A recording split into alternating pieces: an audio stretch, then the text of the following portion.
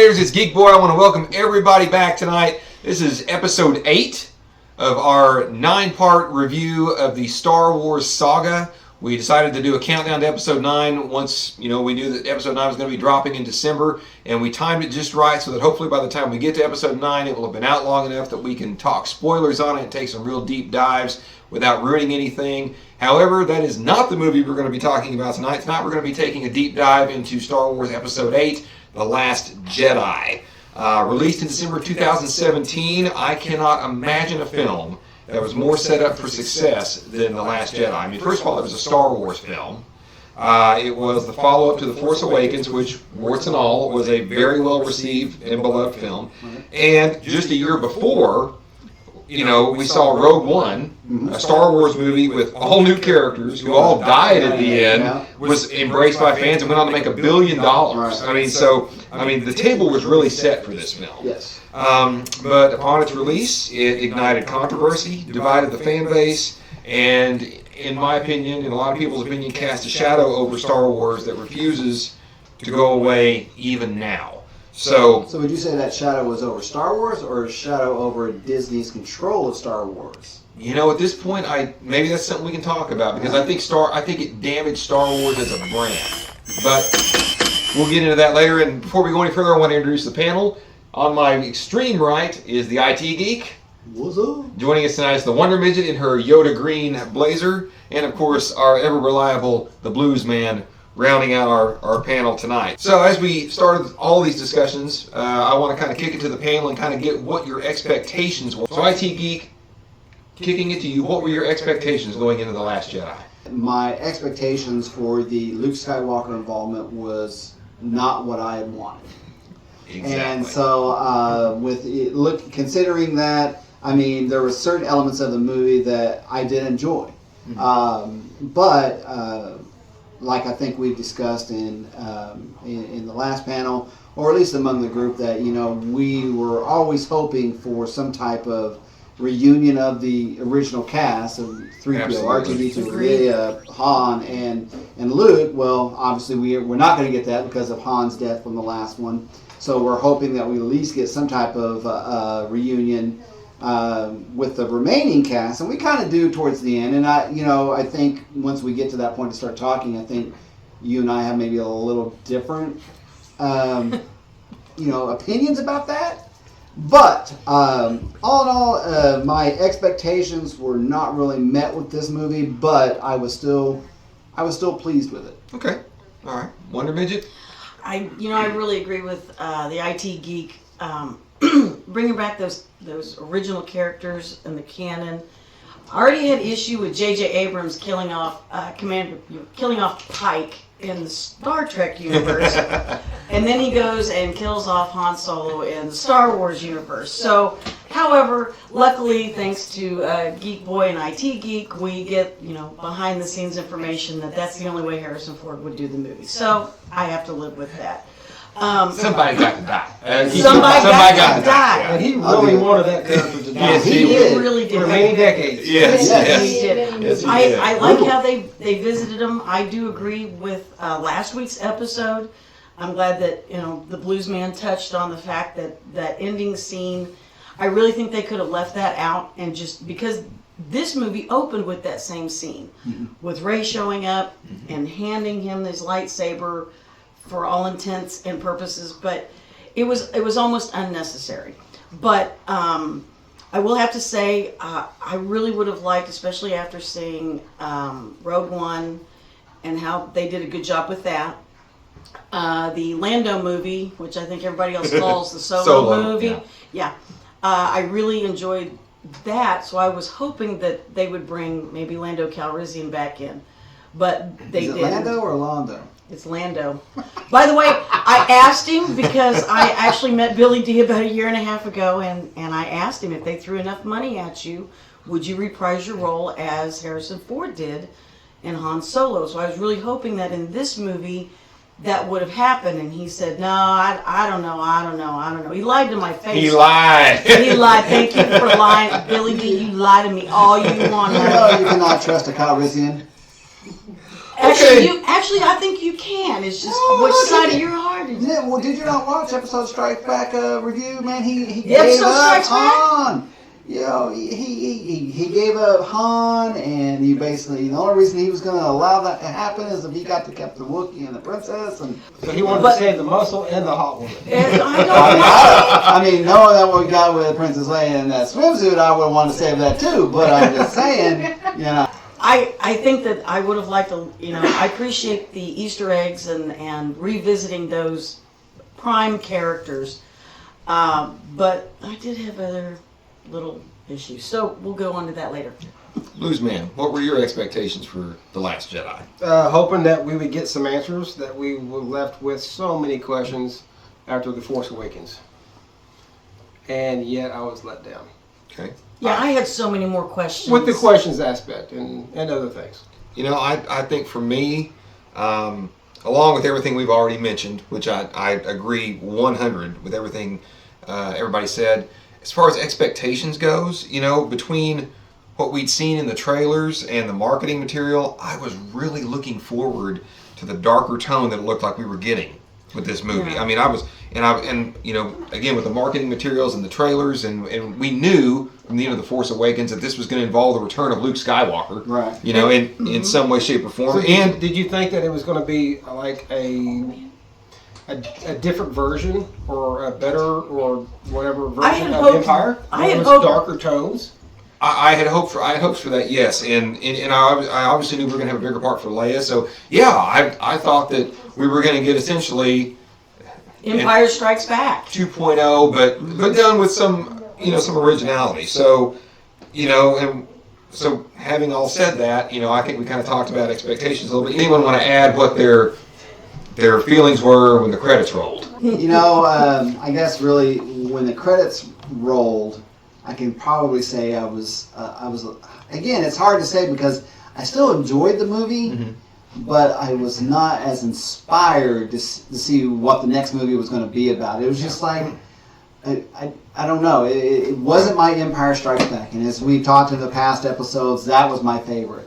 And when you look back on these trilogies, the middle one always seems to be the darkest, but there always seems to be a light at the tunnel, and I guess no little wink, winks, no nudge there whenever, considering they come out of a blocked tunnel to Rey, moving the rocks and everything. Yeah.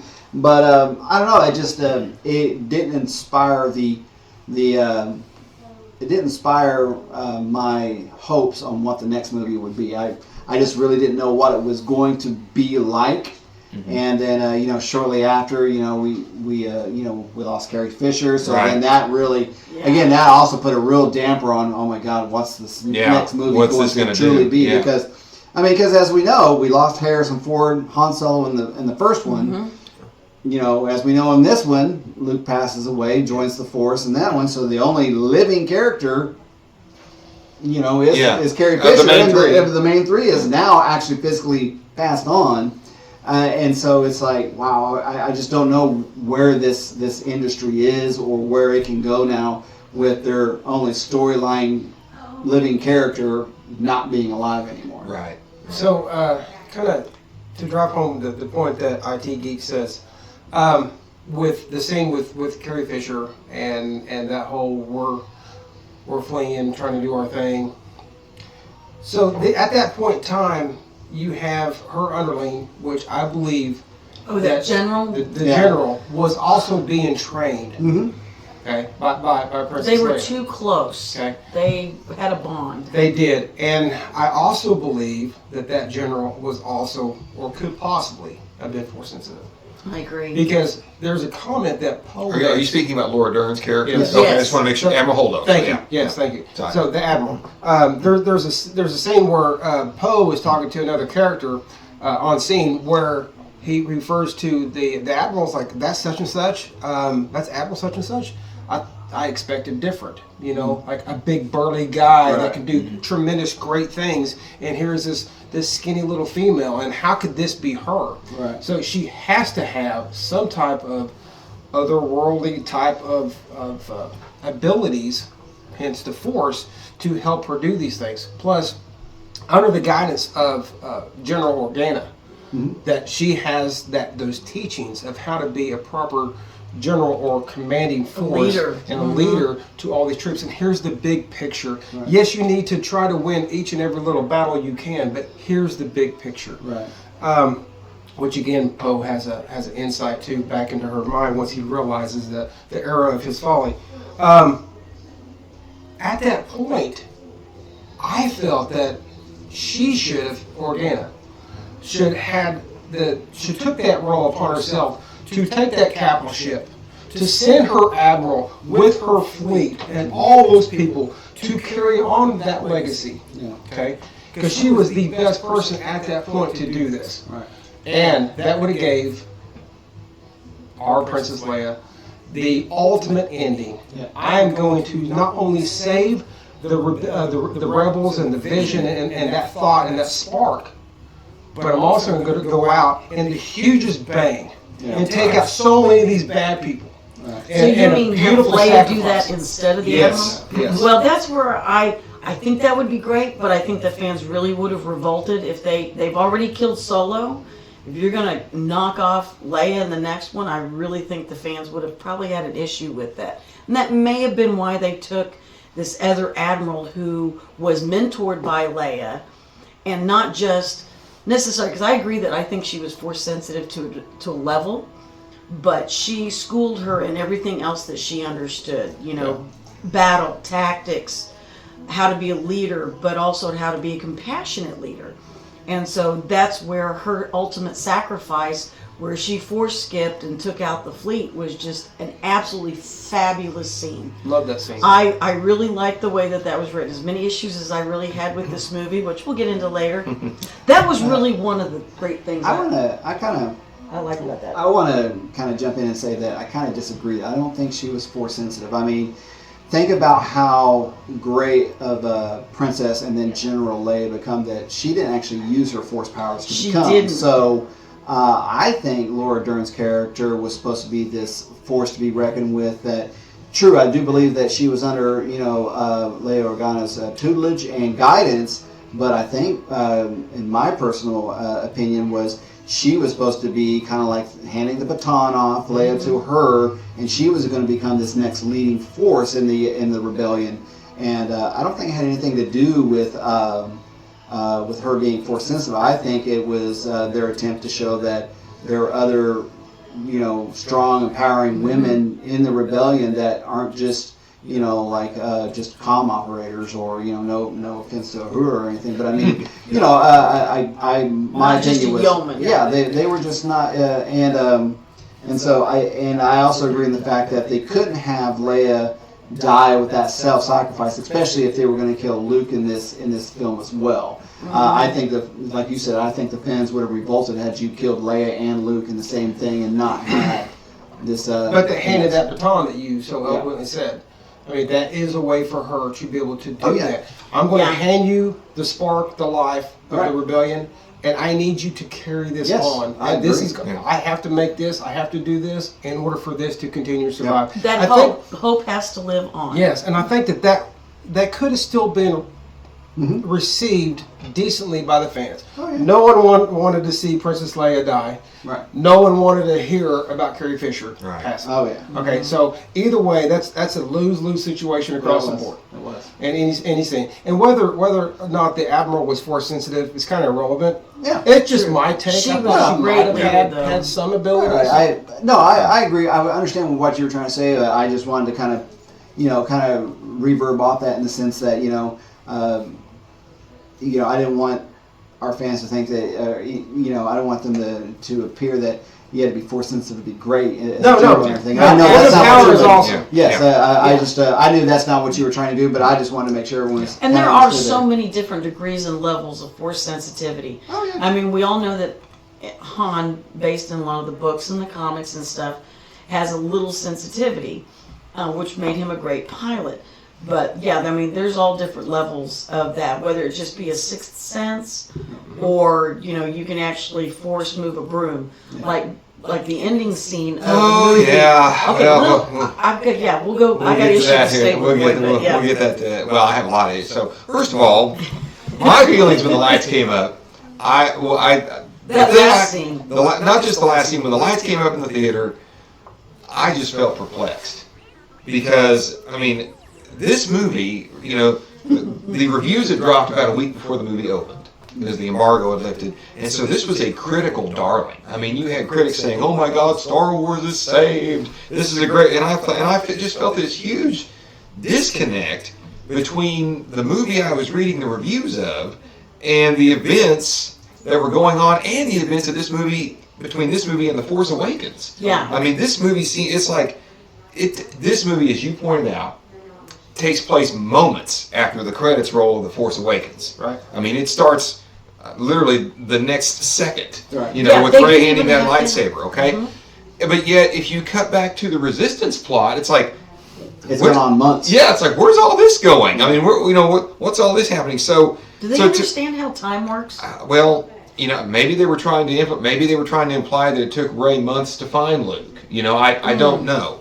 I just felt like there was a huge disconnect between the events of The Force Awakens and this movie. It's almost like Rian Johnson didn't even see that movie, or it felt like I was watching a What If comic book, Right. or an alternate universe comic book or something like that. And so the next thing that was actually on my agenda to talk about was something you guys already dived into, which is the new characters that were introduced. We talked about Admiral Holdo. I found this character to be completely off-putting. I didn't like her at all. Because when, in my opinion, and I keep in mind for everyone out there who may be new to our group or doesn't know, I am one of the few people in our core group that did not serve in the military. Okay, so I want to throw that out there. But you know, when Poe does the bombing run against Leia's orders, she demotes him. Yep. And she should have. Exactly. But then when he talks to Holdo, it's like, oh yeah, weren't you I mean, almost just very condescending, very sort of woman-splaining to him. And it's just like, that's not professional. That's not how you. I mean, if you know, Well, like Commander, you're not that's supposed to be not on the how bridge, Leia- Commander. You're not supposed to be here. You've been demoted. You know, and I just felt like her whole attitude was very condescending and not what I would call leadership inspiring to that. And Well, I'm sorry, I got to interrupt you. Okay, So, no, go ahead. In the sense of that, I mean, to me, I've, you know, being in the military, I've seen several officers, you know, basically address a subordinate in that fashion. It's like, you know, it's kind of the backhand of like putting you in line. It's not like, I'm not really going to yell at you, but aren't you just this? You know, Okay. who are you to be standing in front of me questioning my orders and my command? Know your place. And know your place. Okay. You're a pilot. You are not a general. What makes you think you're the person here that basically you just cost us pretty much our whole entire fleet of bombers and about half their X-wing fleet. and half the Yeah. rest of them, just so you now have the victory that you took down this particular type of ship, That dreadnought. this dreadnought. Yes, great on you, but was it worth the sacrifice? And so to me, I kind of see it as that she was trying to put Poe in his place in the sense like, you know your place. Okay. And so I didn't have a problem with that scene or her command style Okay. right there. In fact, to me, I'd actually kind of seen a little bit of Leia there. So I got to back Buddy up in this. Okay. Having served in the Navy, I have also served with different officers at different levels, and the very different type of personalities that you get in that leadership, and everybody is completely their own person, and the way that they supervise, lead, direct, and chastise when necessary, you know, it's very personal. And I thought that, yeah, I mean, she could have done it a little bit differently, but that was her own person. I don't think she was out of line in the way she did it. I don't think it, in my opinion, I don't think it took away from her character and her position. And I agree with the Leia comment. I thought that felt very familiar to something that Leia would have said. I mean, yeah, especially if like when she maybe even addressed Han or some other characters and stuff that you know it was trying to like, all right, you're a hothead. You need to be kept in check. So But she's also trying to lead and build him. Oh yeah. She sees that potential. She later says, he's Yeah. one of my favorite guys. I like him. I just really I like like him. him. Yeah. I want him to Well, succeed. I mean, look, he inspired a mutiny within days just Yeah, because he he did. did not like the way things were Yeah. going. Yeah. I mean, that's a true leader. I mean, it you know, and she saw it, and she. Use that She power for good, appreciated not for bad. You could see she appreciated it, but she was like trying to like, Lust. Yeah, I think we beat it up. Okay. Yeah, Because I that's agree. the other thing is they were going off their gut instinct, and what she's trying to do is think, just try to use your head first. But that's what this movie does. This movie Is by the seat of its pants. This movie does so many different things, in my opinion, kind of wrong, or goes down different paths that I think that they could have done. Writing, editing, directing, a whole lot better. Okay. So the other character that was added, and which got a lot of fan backlash, was the character of Rose Tico. Rose! And here's the thing, for me personally, I had no issue with the character of Rose Tico. Certainly not with Kelly Marie Tran's performance. I know she took a lot of heat on social media. I don't know how much. I think some of the stories have been exaggerated. The only criticism that I have of Rose Tico and of Admiral Holdo is that they seem to be placeholders to give the writers an opportunity to push a particular worldview. You know, like they use Rose Tico there to criticize rich people. You know, when they go to Canto Bight, same thing. They use Holdo to push the whole. I think they push the whole militant, feminism thing, not necessarily in the most nuanced way. But anyway, regardless of that, I thought she did a fine job. My biggest issue with the character of Rose Tico, honestly, is that we already said we thought The Force Awakens had too many characters in it, and now to add another one just seems kind of like folly to me. But I like the character. Oh, I did too. Yeah, I didn't mind her a bit. Yeah, It was a good addition. I thought it was a good addition, and I can understand why, because Finn needed that partner. He needed, with Rey off training, I mean, I don't think Finn would be the type that would go on a mission by himself. I mean, he's still at that point that he still has that flee or fight type mentality, and, when pushed to a certain point, I think Finn would flee if he didn't have someone that he was fighting for. And he did that. And he displayed that. She called his ass out on it.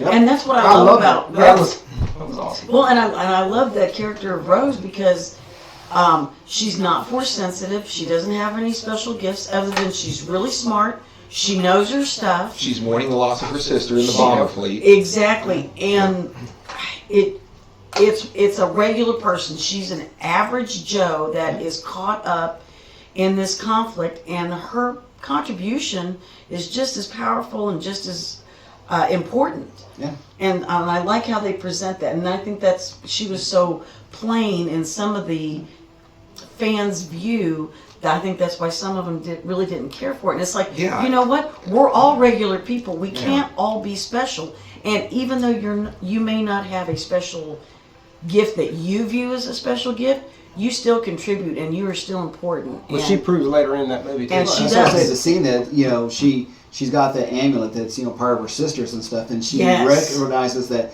the only way to get the mission done is she's going to have to give up something so dear to her.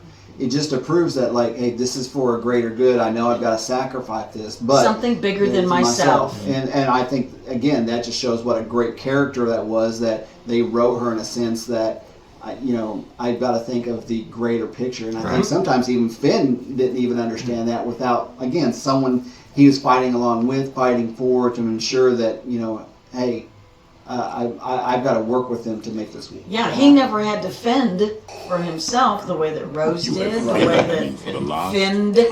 Yeah, so. See what you did there, folks? Wow. Keep tuning in for more tidbits like that. That's right. Nuggets of wisdom from the Wonder Midget. Tip your waiter. That's She's right. bartending good today. That's right. So, and since we're talking on this, let's keep going on the characters. I want to talk about I call them our new family of characters from this trilogy that have carried over. The next generation. Yeah, the next generation. How did everyone feel about how they were serviced in this film? Like, let's talk about Rey. Like, okay, you know what, Bluesman? I started with IT Geek a while ago. I'm going to start with you. How do you feel about Rey's arc in this film? Seeking out Luke, getting training, that kind of thing. I mean, it was nice to see her reaching out and doing different things. I thought that the story portrayed her part of this movie kind of hit and miss and sporadic. Mm-hmm. There's a lot of different jumps. There's a lot of things that I didn't see. I couldn't see how they made the connection. Mm-hmm. One of the things that really bothered me was when Rey. So in the scene we're in Snoke's chambers with Snoke's conceited, rambling speech. Okay, if you can sift through that conceited, rambling speech of Snoke, and then you get into the really nice executed, the choreographed perfectly battle scene between them, those two, and his Imperial guards. I love that sequence. Then you get into where the lightsaber explodes, and then. Okay, so he wakes up and she's gone. Obviously, we find out that she's escaped on his little personal little craft. So, how does she get from escaping on his personal craft to the way we perceive this is very shortly after being on the Millennium Falcon? Where is the Millennium Falcon during all this? Yeah. How did this craft come in with Chewie, meet up with her in this very short time frame, and she's on this in the ventral gun, blasting away 3 TIE fighters in a beautiful scene. Yeah. Okay, beautiful scene. It's like, how did she get there? How did she get there? Yeah. It does not explain her path in this movie, and that to me just. Could that be editing? I mean, that's one of Oh, those it's things. definitely poor editing, but it's also. Well, did they shoot a scene where they did that? Maybe they did. Could be. It could be poor Maybe writing. we'll find it later, but that was the one thing with Rey that just really bothered me. There was no continuity to her growth as a character in the story. Wonder Midget, Ray's arc. Any comments from you? I enjoyed Rey as a character. There, of course, there were lots of other questions that were left unanswered. I mean, and more questions as to who is this girl in this movie. But I like how they elaborated on her a little bit. Because she was alone for as long as she was, she does have a stronger will. And that's where I really like how they've kind of touched on the Force. It doesn't matter how big you are.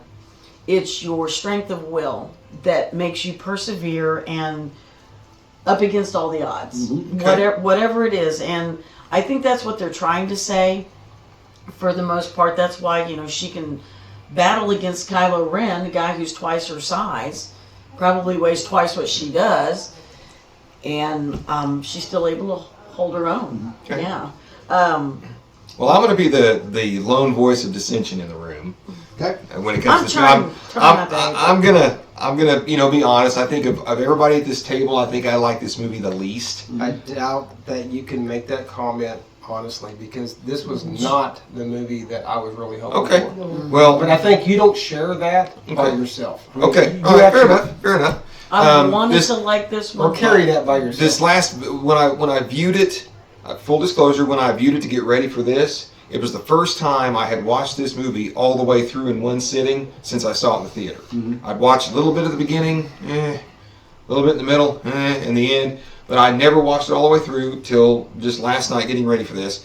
And I thought Rey's arc, at least her arc with Luke, was totally mishandled. Mm-hmm. I Yeah. felt like this was Dagobah. It was going to be Dagobah 2.0. Basically, she goes there, but only it was written in a way to cater to a bunch of snowflakes and millennials. Because think about it, in The Empire Strikes Back, think about this. In The Empire Strikes Back, Luke goes to Dagobah thinking, I'm a big bad Jedi, Yoda going to teach me, and he spends his entire time on Dagobah learning what he doesn't know, learning what he doesn't understand. Yep. And almost every scene with Rey and Luke, it's almost like the only line of dialogue missing from her was, listen, Boomer. Okay, Boomer. I mean, seriously, he's basically an old boomer who's out of touch with the galaxy around him, and it takes this gifted little girl who's wise beyond her years, to bring him up into the modern world of how things are going. Was this like Heidi revisited? She goes to visit the grandfather and she turns him into a happy man. I mean, that's kind of how I felt about it. I mean, it's like Pollyanna literally, coming back. there was a couple of times when I really thought, okay, Boomer, here we go. Yeah. So at least that was for me. I mean, I just wanted to, there were times that I really did not like how they portrayed Luke. It was just like, boo-hoo, poor me. That is not Luke Skywalker. Well, he enjoyed that milk from that teat. Oh my gosh, I'm dude. sure, but it makes. I had to throw that out because I know John hates That that is scene. the. I mean, I hate that. I just hope that cow that he molested on a day in day out basis was at least female. Is a I mean, sea cow. my God. She For didn't God's survive. sakes. Well, he needs to quit drinking that because obviously it's high estrogen That's and right. making him moody. You got that right. I'm going to interrupt. Okay. I have to agree. I hated the lack of Luke being in character Yes. in this movie. It was a trashing of his character. He was It too was. afraid to do or act upon anything, which is way out of character for him. And I get that you want to have seclusion. Yoda did that. Okay, Yeah. I get that you want to. Obi-Wan did that. Okay, I get those things. Right. But he did it for all the wrong reasons. Okay, and even Well, what do you think the wrong reasons were? selfishness, pride. I think that he was so prideful of himself and so ashamed of what he allowed himself to do and become that he felt that shame. Which Yoda, when they're having the discussion, which is I love that freaking scene between Luke and Yoda Oh, at the library tree? after the burning of the library tree. Page turners, they were not. Okay, I love that scene. That is probably my most favorite scene of the entire movie. Is that? Oh, really? sequence. Absolutely. Yeah. Because he is sitting there and he's still guiding him and teaching him, and he's like, listen, the book she does not need. What is in those books, she does not need for growth. Okay, she's already Dry beyond read it. it was. Okay, but it's a way for Yoda to show him versus bringing down the lightning to do what Luke could not do himself, is to let go of that past. You need to stop what you're doing, look beyond yourself. What is most important is to teach, to train, and even though you don't like it, because this is where he was at in his head, was you don't like this, but you have made mistakes. Those mistakes is what we learn from. In fact, that is the most critical teaching that you can do as a teacher. Yeah. Is to learn from my mistakes, okay? And you are going to probably make your own mistakes as being the student. But at least you have that teaching, you have that knowledge. And that's what Yoda, again, shows up trying to show Luke. Again, Luke being completely out of character, it bugged the hell out of me. Did not like that. There was too many things about, again, this movie continued with the wrong vocabulary that we saw in The Force Awakens. Oh, yeah. There was one word in particular that was used in this movie is Godspeed. Again, Would Admiral, what's her name, when she said that, there's absolutely, and I'm sorry to cut you off because this really stuck in my craw too, was the fact there is absolutely no context for that phrase of Godspeed. They're trying in to the Star Wars universe. in the Star Wars, absolutely. Well, and I always took that the phrase "May the Force be with you." By the time it got to this point, that Exactly. was like Godspeed, like Yeah, when God says it to Luke. absolutely. But that's Yeah. what should have been said. Right. So Okay? last week when you were talking about the misspeaking, the vocabulary, that the plot flaws in the vocabulary, that's absolutely one of those too. It's like, did you not watch all the previous 6, 7 movies?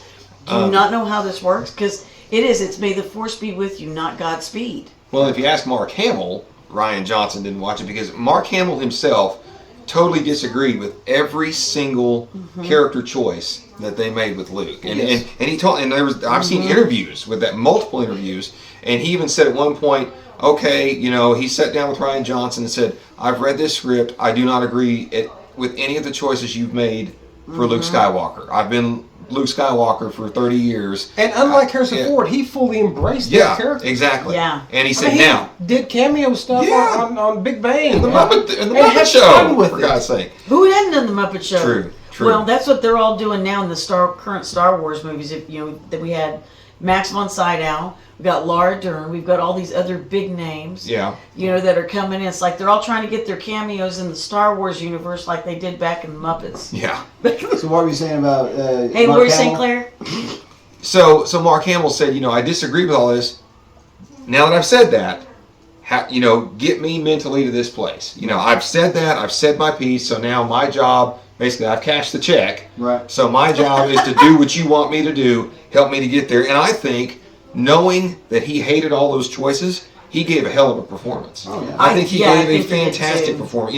I just as a fan can't accept that the Galaxy's New Hope now spends his days, Shut off from the Force. shut off from the Force, drinking green sea cow teat milk, and messing around with porgs all day long. I just can't. You know what? I can accept it. I can accept the milk. I can accept being cut off, purposely being cut off. I cannot accept Luke Skywalker, Jedi Master, cutting himself off from the Force.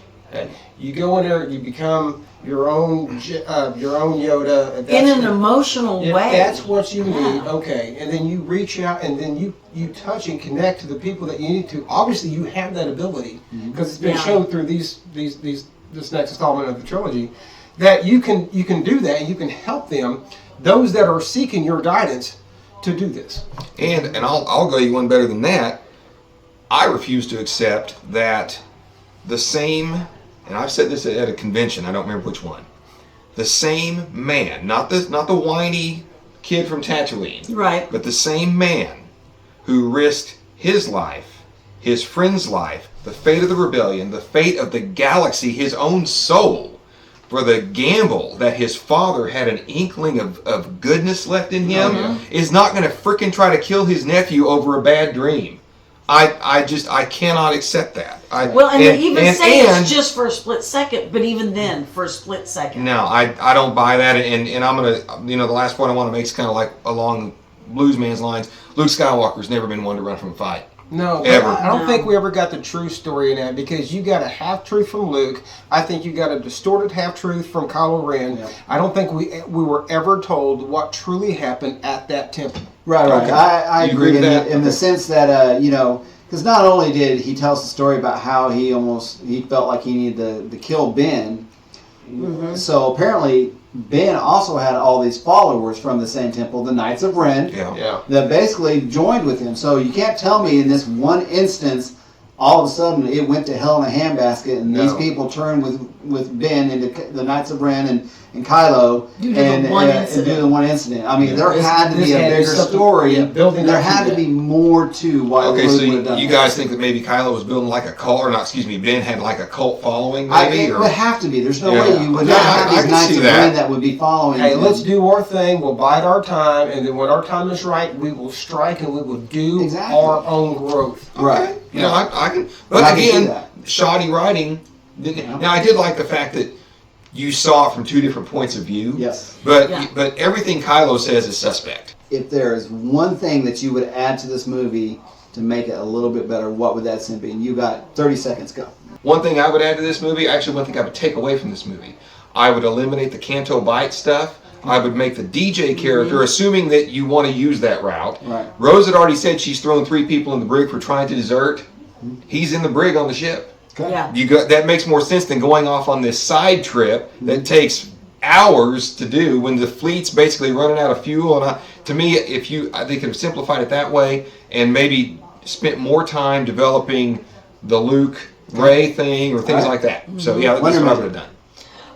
If I could have done one thing different. Take away or add. You can take away. Okay.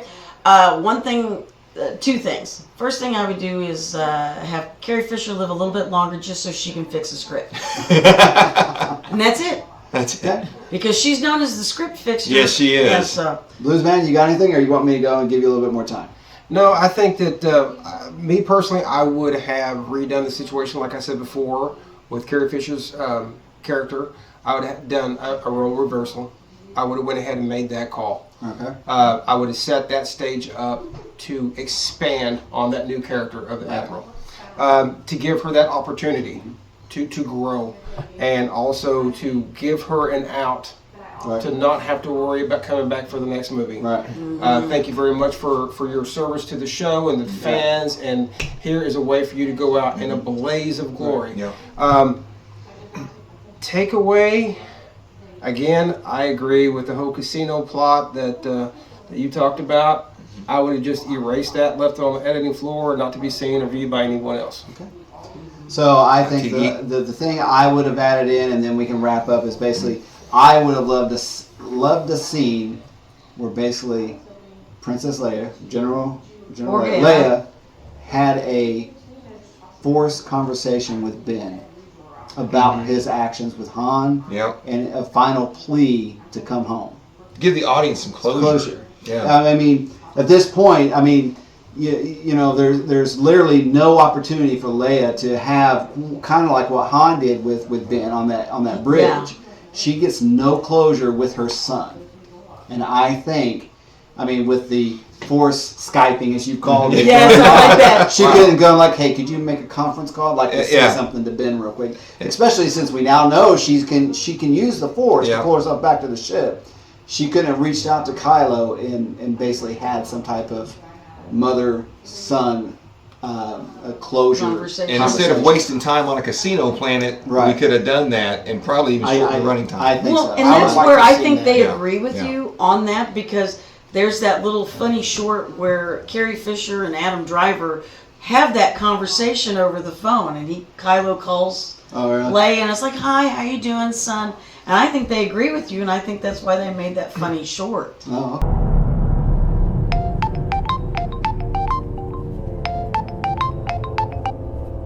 Hey, baby, how you doing? Oh, hi, Mom.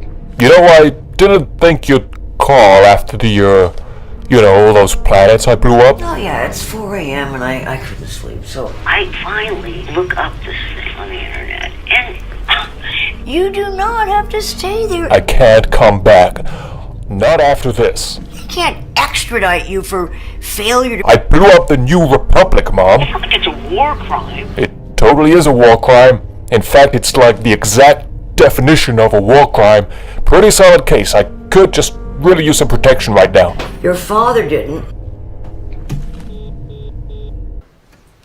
Fucker hung up on me. Kind of piggyback on something that the Blues Man said and what we've all said. I think also, you made the comment about switching the roles of Admiral Holdo and Leia so that Holdo survives and Leia doesn't. That's starting to grow on me I think you have to bookend that with cutting that last frame out and just leave Luke floating on Octo to leave the window open for the character of Luke Skywalker to come back in the last movie in a big way. I agree. I think that's how you do that. So, and that way, that's it. So, to kind of wrap this up, I want to thank everyone for tuning in and watching tonight. I think some final thoughts to throw out there.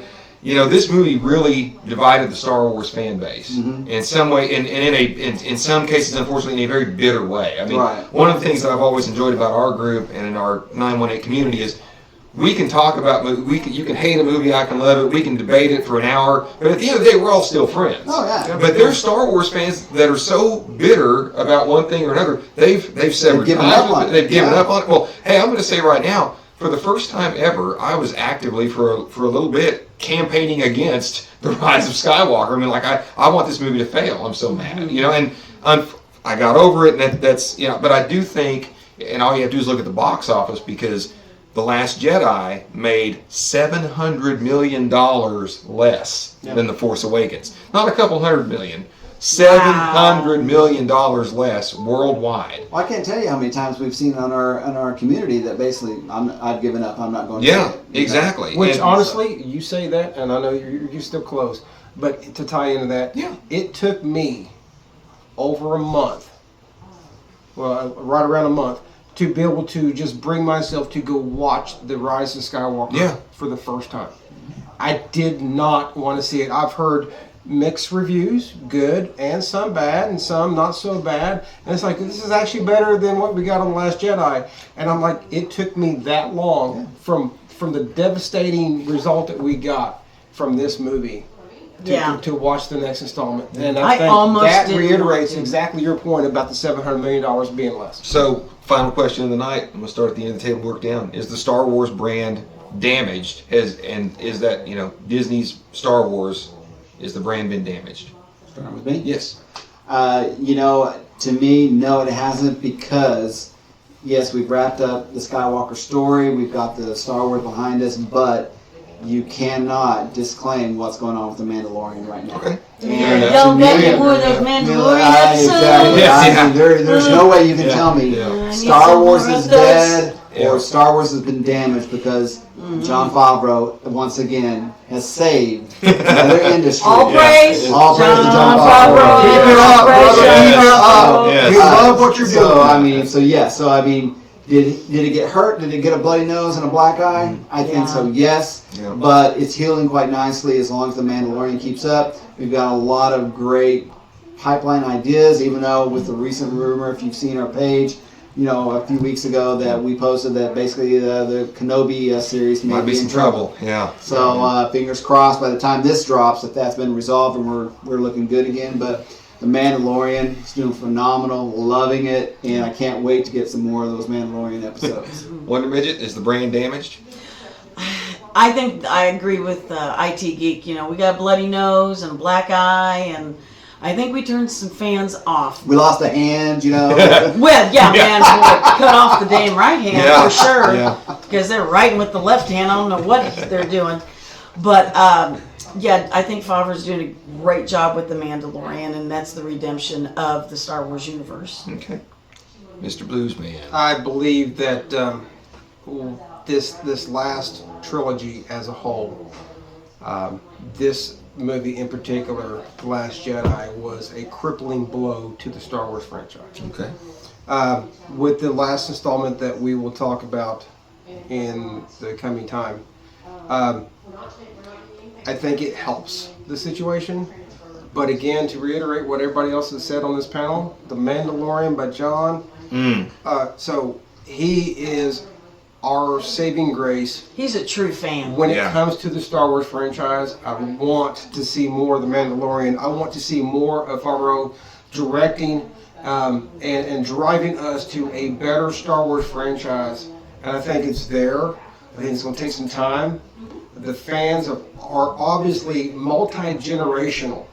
Okay, We've got almost 3 generations at this point. Okay, at this point. And I think that we can all recover and grow with the franchise as long as we show and continue to show the good signs of growth, despite what some of the bad movies that we've gotten. Okay.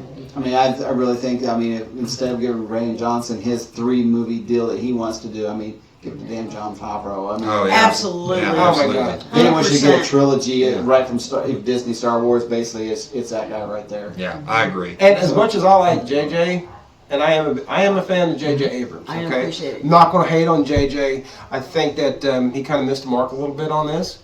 I think he tried to play it safe, is all. I do. I agree. But I let's like take. him better in Star Trek. Yeah, he's definitely got a good feel for Star Trek. I appreciate the fact that he tried to do his thing with this. I think he missed the mark.